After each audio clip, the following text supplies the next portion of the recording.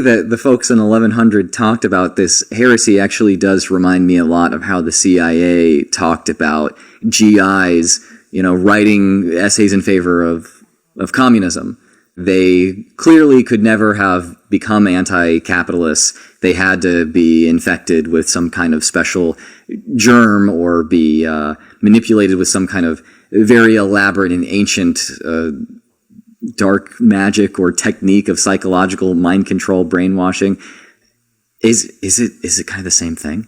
Yeah, I think we see a straight line from I joined the wrong religion because I was fed magical demon ashes to this woman became a spiritualist because she was riding a horse or something and her womb got tilted slightly to the left and now she's a spiritualist, to you've been infected with an information disease, or you've been infected with, Chinese communist mind control magic, to you got the woke mind virus. Yeah. I think it's a straight shot going for thousands of years. Something I noticed about the book is that there were a lot of instances of things that go back pretty far that are really, really familiar. Like, one thing that you talked about was that early Christians were seen as consorting with kind of evil spirits, doing dark rites, maybe even underground, using the blood of children to do nefarious things, being evil in ways that would creep anybody out.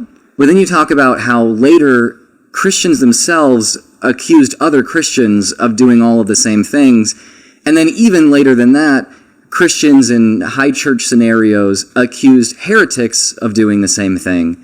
And now I see people, whether they're Christian or secular, a lot of them are accusing like LGBT people or Muslims or kind of anybody they don't like of doing a lot of the same things. Like, how far back does it go to speak in the way that we do now about cults? So they're doing evil stuff underground. They're using children's blood. Like, why is this repeating? Right. So the first incident that we cover in the book goes back to the days of the Roman Republic, and it's about the Bacchanalia, which were followers of Dionysus, the god of wine. And we don't know what the rites of this particular religion actually were, and at some point they certainly probably did involve orgies and possibly even, hallucinogens or things like that. But if you look at what the Republic is saying about this group, they're saying they have bizarre sex orgies, they're killing children, they are corrupting the youth, especially the young Roman men who we need to serve in our military. They're being corrupted with the vices and the seductions of this group. And they have these giant underground catacombs full of prisoners that are equal in population to the size of Rome. And I'm sorry, this just sounds like QAnon. It sounds exactly like QAnon, right? And this is before the rise of Christianity. And so the Republic at this time was a very democratic organization. There wasn't a lot of centralized power. And they said, we have to give the Senate much more power to sanction religion and to control what kinds of religious rituals and groups and cults are allowed. And we have to go and arrest people who are part of this kind of evil group. So most historians today would say this was a power grab, right? Mm-hmm. Whatever the Bacchanalia was, it wasn't like it was just this hideous revelation as it's described. That they had known about it for a long time. And there's sort of an idea of what could we do to kind of justify this power grab. Let's exaggerate the Bacchanalia. Let's tell people this thing that they already think is kind of weird is way worse than it actually is.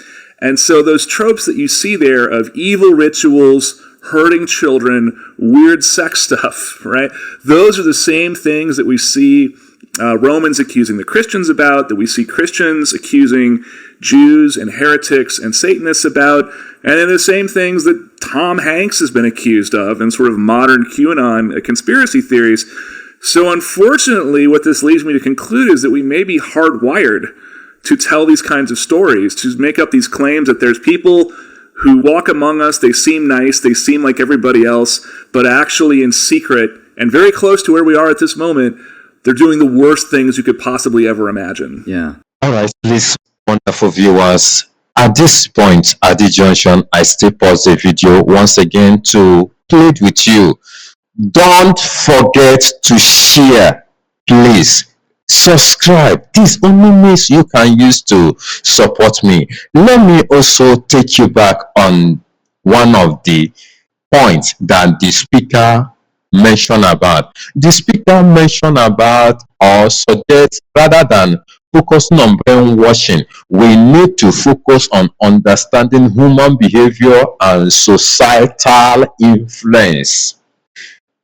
The speaker suggests that rather than focusing on brainwashing, we need to focus on understanding human behavior and societal influence. My reaction, instead of jumping straight into labels like brainwashing, using that word, brainwashing, we should ask ourselves, why are people vulnerable to these kinds of movement? Why? What makes people to be vulnerable? Have you asked about it? Have you reasoned up to it? Have you taken some thought in it? Is it about that the people, is it about that the person leading them, or about the environment they are in? It's two things. Is it about the person or about the environment that they are in? It is crucial to understand the physiology behind this choice so that we can present this situation in the future rather than simply blaming people for being brainwashed. My humble opinion. That is very simple as that. What do you think, you, my wonderful viewers? What do you think? Do you agree that fear and control play bigger roles than we realize in movements like this? Drop your thought in the comment section below. Let's discuss and analyze together. Encourage us by liking. Encourage me to like, to comment, and to subscribe. Please, if you like this reaction, don't hesitate. Don't forget to like, share for more thought provoking content like this. Hit that notification bell, and I will see you in my next video. Also, if there is any corrections, please don't hesitate to drop at the comment section, as I will be the comment section to hear, to tweet, to comment, to share this idea with you. Thank you, my wonderful viewers. Thank you so much for stopping by.